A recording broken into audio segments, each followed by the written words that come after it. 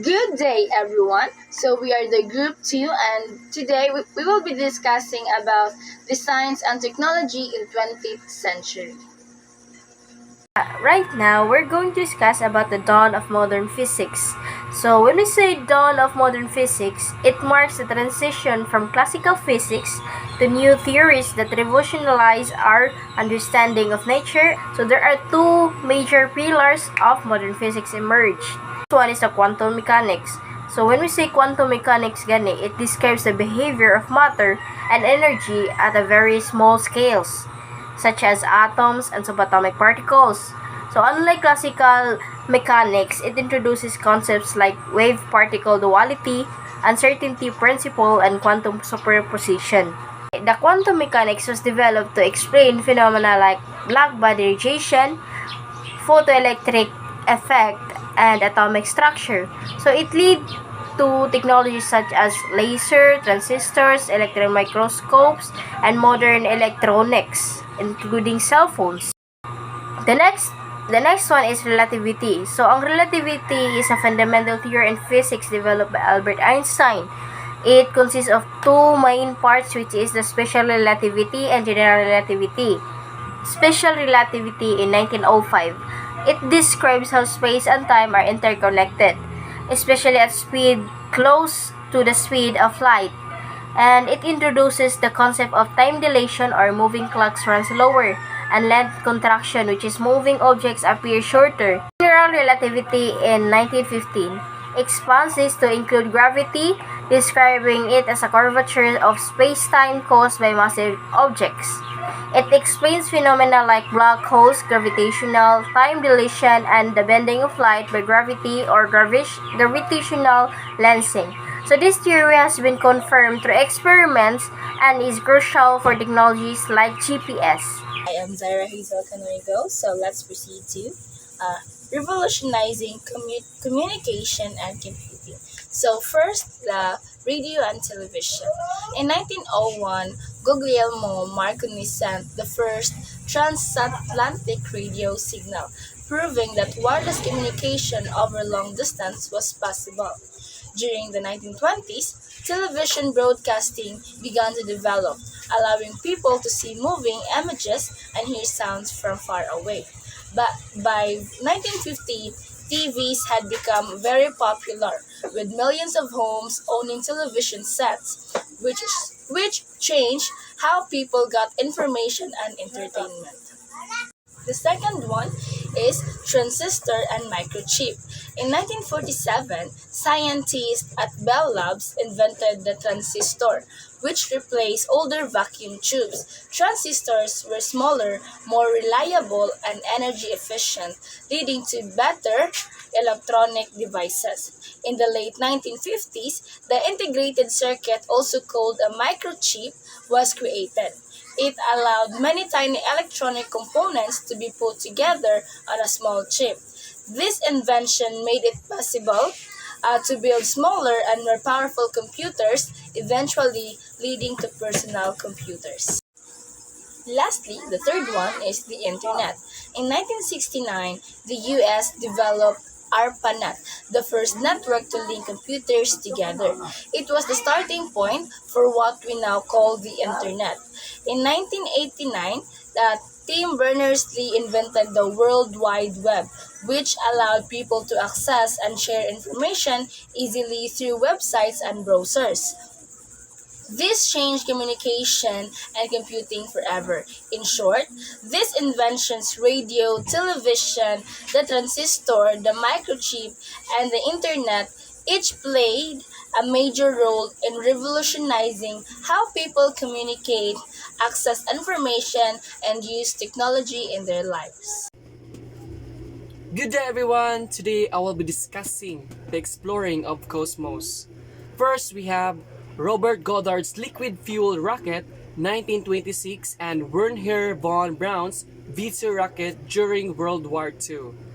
So, on March 16, 1926, Robert Goddard successfully launched the world's first liquid-fueled rocket, a landmark achievement in rocketry, using gasoline and liquid oxygen as propellants.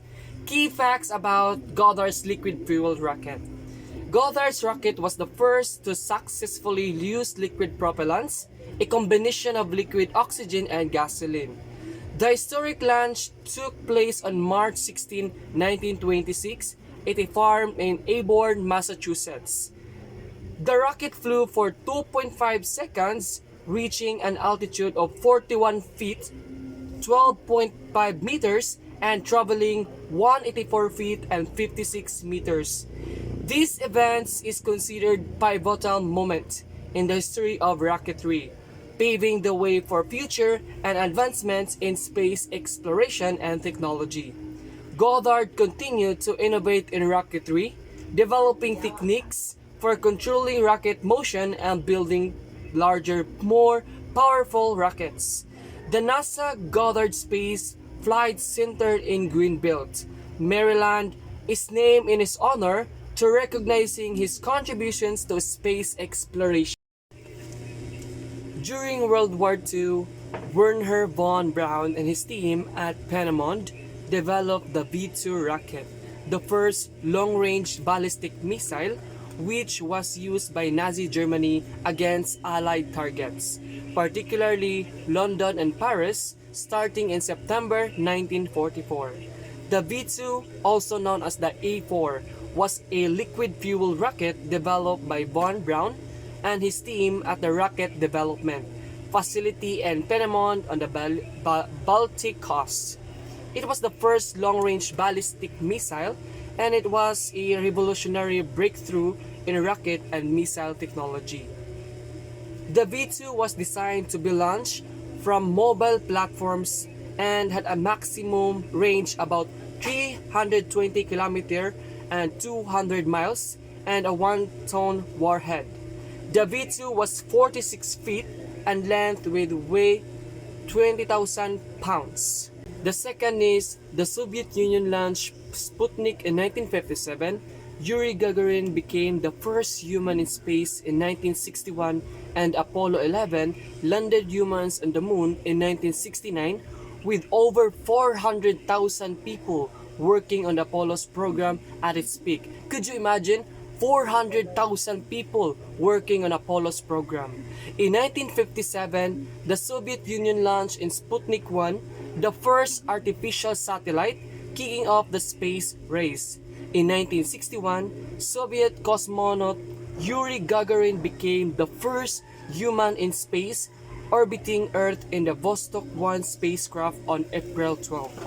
Gagarin's flight sparked a renowned focus on space exploration, leading to President John F. Kennedy announcing the goal of landing a man on the moon before the end of the decade. Now, in 1969, Apollo 11 mission landed humans on the moon for the first time, with Neil Armstrong becoming the first person to walk on the lunar surface on July 20. Everyone, who was the first human in space in 1961? The first human in space is Yuri Gagarin from the Soviet Union was the first human in space. His vehicle Vostok 1 circled Earth at speed of 27,400 kilometers per hour, with a flight lasting 108 minutes. Vostok re-entry was controlled by a computer. Unlike the early US human spaceflight programs, Gagarin did not land inside of capsule. In both life and death, he left a legacy brimming with both outstanding achievements and answered questions. Gagarin's final words before takeoff on that first flight into space were "Poyekhali," or "Let's go."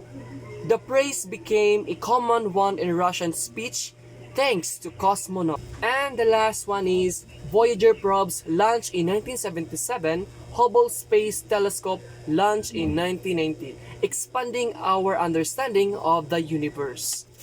Voyager 1 has been exploring our solar system since 1977.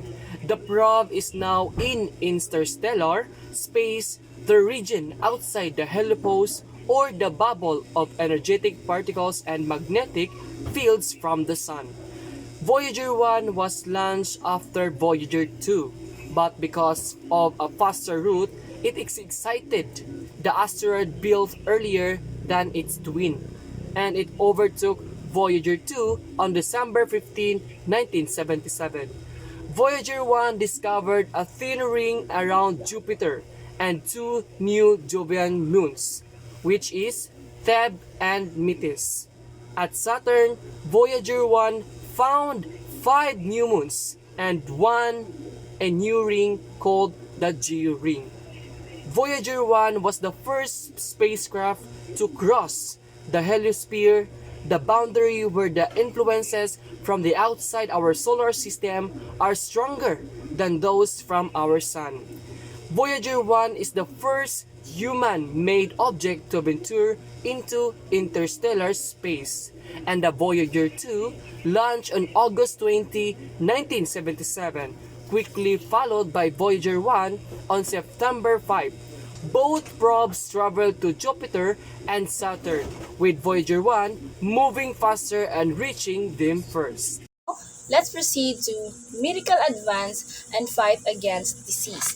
First is antibiotics. In 1928, Alexander Fleming discovered penicillin, the first true antibiotic. It could kill harmful bacteria and treat infections that used to be deadly.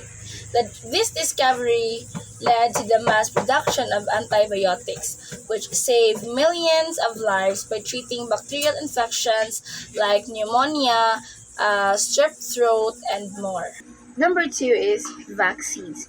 In 1955, Jonas Salk developed a vaccine for polio, a disease that paralyzed many children.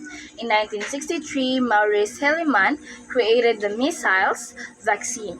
These vaccines help reduce childhood deaths and prevent outbreaks, making communities much healthier. So let's proceed to organ transplantation. In 1954, Joseph Mori performed the first successful kidney transplant. This medical breakthrough opened the door to the other organ transplant like heart, liver, and lungs, which now help save the lives of people with failing organs. Number four is medical imaging. In 1895, Wilhelm Röntgen discovered X-rays, which allowed doctors to see inside the body without surgery. Later, in 1977, Raymond Damanian helped develop the MRI, or the magnetic resonance imaging, which gives detailed images of soft tissues. CT scans were also developed to provide cross-sectional images of the body.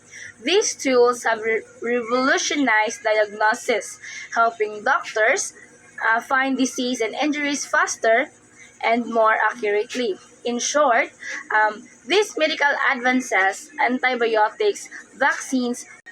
So lastly, the medical imaging.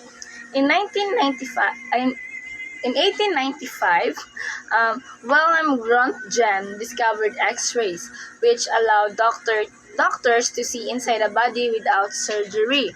Later, in 1977, Raymond Damandian helped develop the MRI, which called the magnetic resonance imaging, which gives detailed images of soft tissues. CT scans were also developed to provide cross-sectional images of the body. These tools have revolutionized diagnosis, helping doctors find disease and injuries faster and more accurately. So in short, these medical advances, the antibiotics, the vaccines, the organ transplants, and imaging tools have all played a huge role in saving lives, preventing diseases, and improving healthcare worldwide. So let's move forward to understanding the building blocks of life.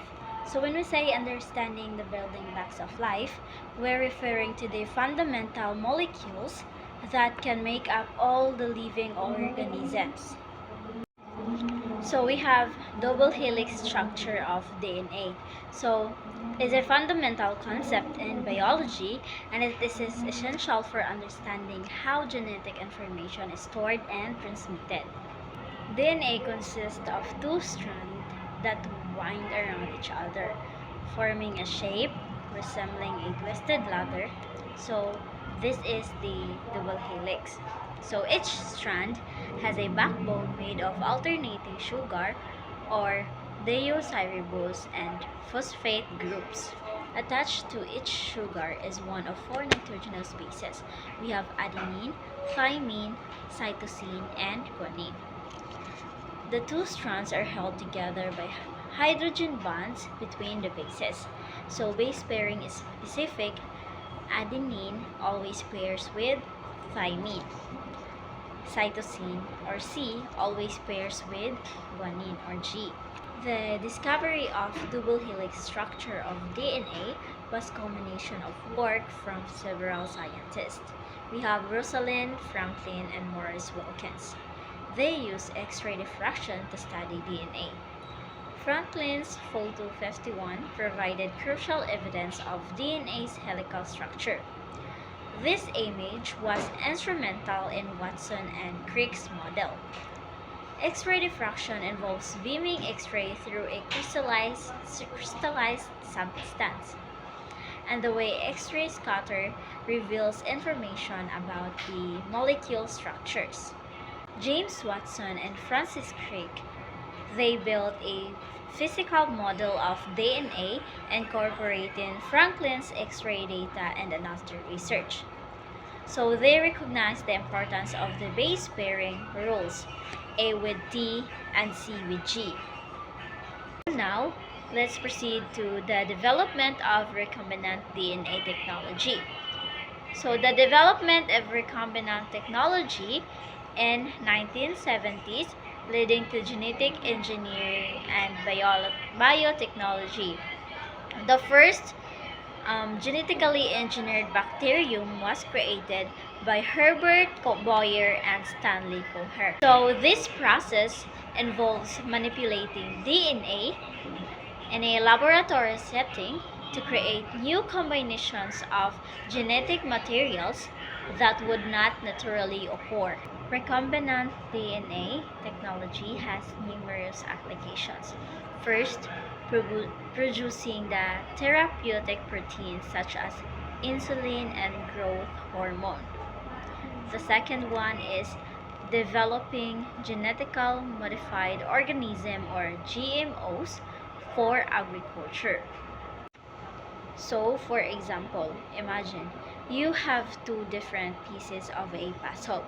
So, recombinant DNA technology allows you to take a piece from one puzzle and insert into the other one, creating new combinations. That is the recombinant DNA technology.